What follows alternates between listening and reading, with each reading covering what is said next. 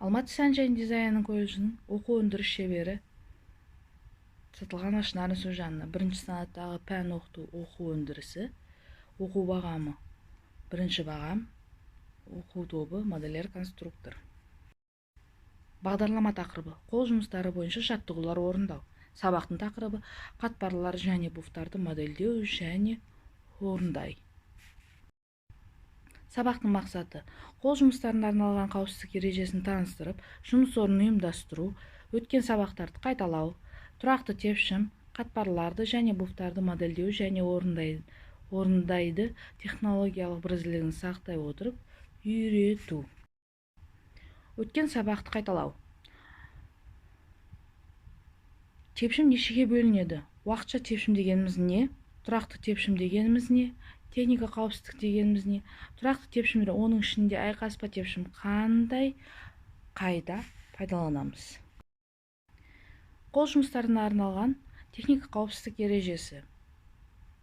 Өзін ретке келтіру, шашты жинау, қайшыны досыңа сабынмен беру, өтпейтін тат басқан қайшымен, инемен жұмыс істемеу, инені арнайы ине қадағыш сақтау, инені киімге қадауға болмайды, жұмыс істейтін сабынды ұштап алу, қолымызда оймақ болуы тиіс.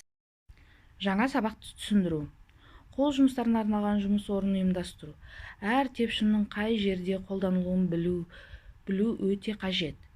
Өйткені ол дұрыс пайдалана сапасы өте жақсы болуын мүмкіншілік жасайды.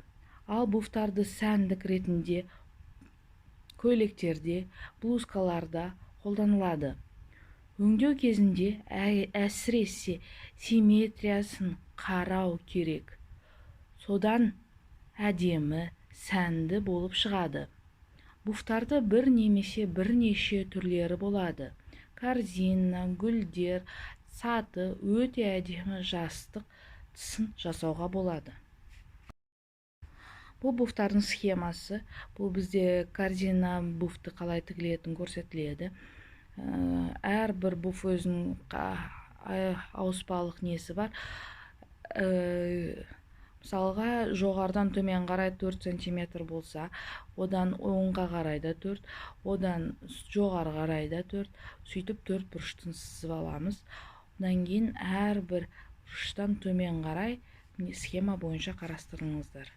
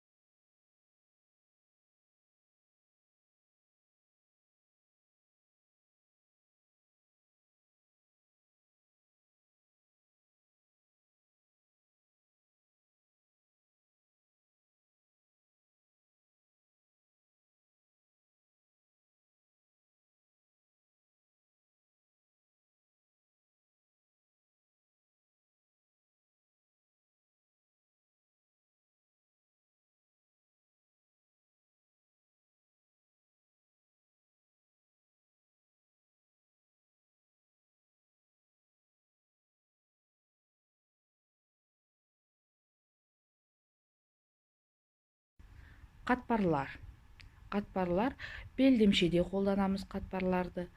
Бір жаққа жатқызып қолданамыз қатпарларды. Қарама-қарсы қатпарлар болады. Қатпарлардың арақашықтықтарын есептеп аламыз және оған бірде бір қосамыз. Қатпарлардың арақашықтықтары әр түрлі болады өздеріңіздің модельдеріңіз бойынша.